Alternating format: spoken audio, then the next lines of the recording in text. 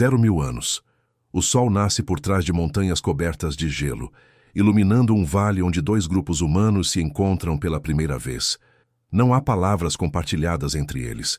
Suas línguas são murmúrios incompreensíveis. Mas algo brilha na mão de um homem. Um pedaço de obsidiana negra como a noite, cortante como uma lâmina moderna. Do outro lado, uma mulher segura colares feitos de conchas do mar, vindas de costas distantes centenas de quilômetros dali. Neste momento silencioso, sem contratos, bancos ou moedas, nasce algo revolucionário: o comércio humano. A primeira rede de trocas que conectaria continentes criaria alianças entre estranhos e plantaria as sementes do que hoje conhecemos como globalização. Mas como nossos ancestrais paleolíticos, sem mapas ou GPS, conseguiram criar as primeiras rotas comerciais da história? E por que essa necessidade de trocar com desconhecidos se tornou tão fundamental para nossa sobrevivência que ainda ecoa em cada clique de compra online? Os arqueólogos descobriram algo surpreendente ao escavar sítios paleolíticos na Europa, Ásia e África. Ferramentas e ornamentos que não pertenciam àquele lugar. Pedras vulcânicas da Itália foram encontradas em cavernas francesas. Conchas do Mediterrâneo apareceram em sítios alemães a mais de 800 quilômetros do mar. Âmbar do Báltico chegou até a Ucrânia, atravessando territórios perigosos e desconhecidos. Era como descobrir um iPhone em uma escavação do século XVIII, tecnicamente impossível, mas cientificamente inegável. Essas anomalias geográficas revelaram que nossos ancestrais do Paleolítico Superior, entre 45.000 e 12.000 anos atrás, não eram grupos isolados vivendo em cavernas distantes. Eles haviam criado uma complexa rede de trocas que conectava tribos separadas por centenas, às vezes milhares de quilômetros. O sítio arqueológico de Sungir, na Rússia, datado de 34.000 anos, revelou um dos exemplos mais impressionantes: crianças enterradas com mais de 10.000 contas de marfim, dentes de raposa ártica e conchas de mares distantes. Não eram apenas ornamentos, eram símbolos de uma rede comercial que já funcionava como uma internet primitiva, conectando culturas através de longas distâncias. Mas quem eram esses primeiros comerciantes? Imagine grupos de 20 a 30 indivíduos vivendo em territórios delimitados, onde cada tribo controlava recursos específicos. Os grupos próximos ao mar tinham acesso abundante a conchas e sal. Tribos das montanhas controlavam a obsidiana vulcânica, o aço da Idade da Pedra, capaz de criar lâminas mais afiadas que bisturis modernos. Comunidades de rios possuíam sílex de alta qualidade, enquanto outras tinham acesso a ocre vermelho, essencial para rituais e pinturas corporais. A necessidade criou a oportunidade. Um caçador habilidoso percebeu que sua obsidiana valia mais para uma tribo distante do que para a sua própria. Uma mulher notou que suas conchas despertavam fascínio em grupos do interior. Lentamente, alguns indivíduos começaram a se especializar não apenas em caçar ou coletar, mas em conectar. Eles se tornaram os primeiros intermediários comerciais da história, os Alibabás paleolíticos. Esses pioneiros do comércio enfrentavam riscos inimagináveis: territórios desconhecidos, animais predadores, mudanças climáticas súbitas e, principalmente, encontros com grupos humanos que poderiam ser hostis. Cada jornada comercial era uma aventura de vida ou morte, mas os benefícios compensavam os perigos. Como funcionavam essas rotas primitivas? Não havia estradas pavimentadas ou mapas desenhados, mas os arqueólogos conseguiram reconstruir essas autoestradas paleolíticas, seguindo o rastro dos materiais trocados. A Rota da Obsidiana conectava vulcões italianos com comunidades francesas e alemãs, seguindo vales fluviais e passagens montanhosas. A Rota do Âmbar ligava o Mar Báltico às estepes ucranianas, aproveitando rios como caminhos naturais. A Rota das Conchas transportava tesouros marinhos para o interior continental, criando uma das primeiras marcas de luxo da humanidade.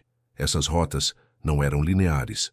Funcionavam como uma complexa teia de aranha, onde cada ponto de encontro se tornava um mercado temporário. Grupos se reuniam em locais específicos durante certas estações, trocando não apenas objetos, mas conhecimentos, técnicas, histórias e até parceiros reprodutivos. Era uma espécie de feira livre paleolítica, que acontecia nos mesmos locais por gerações. O mais fascinante é que essas rotas seguiam princípios econômicos que ainda usamos hoje. Aproveitavam recursos naturais como rios e passagens de montanha, minimizavam riscos através de alianças entre grupos e criavam pontos de parada estratégicos onde múltiplas tribos podiam se encontrar com segurança.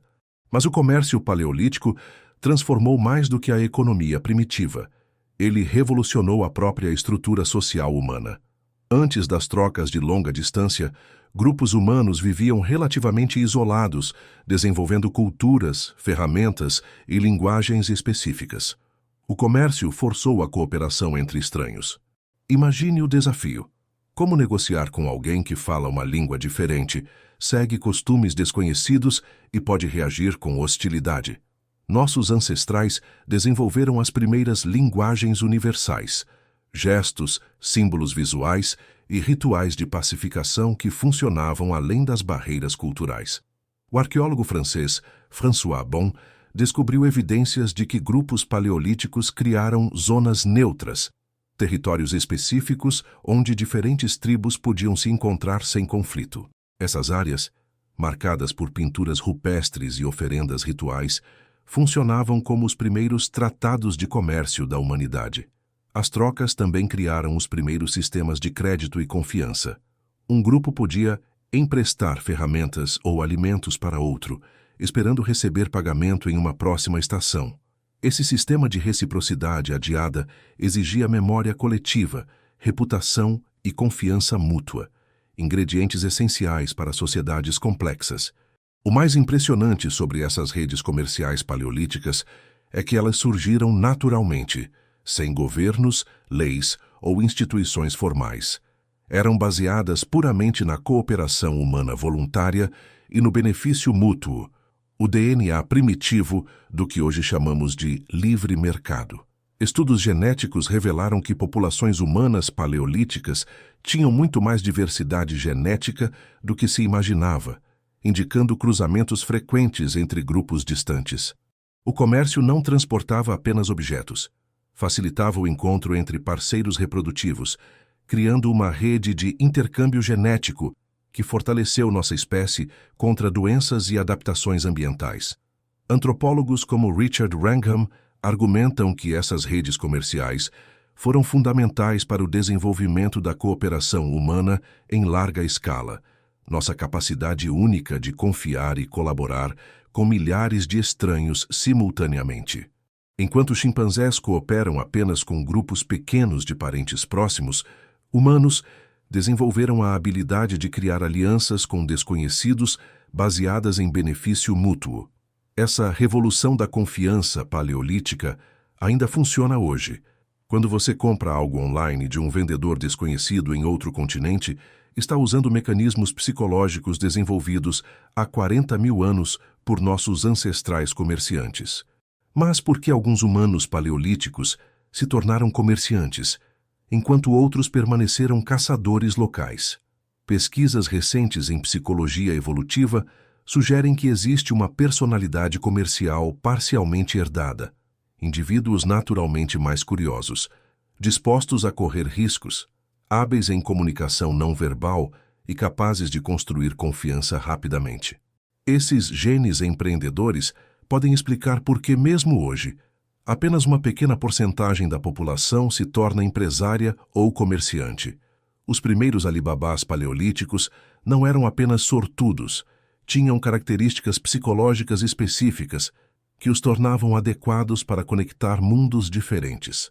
Neurociências modernas descobriram que cérebros de comerciantes bem-sucedidos mostram maior atividade em regiões associadas à tomada de riscos calculados, leitura de emoções alheias e processamento de recompensas futuras.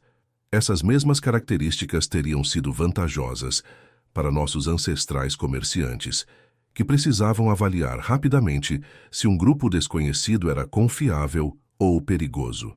Hoje, quando você abre um aplicativo de delivery e recebe comida de um restaurante distante, ou compra um produto fabricado em outro continente através de alguns cliques, está repetindo um ritual que começou há 40 mil anos nas geleiras paleolíticas.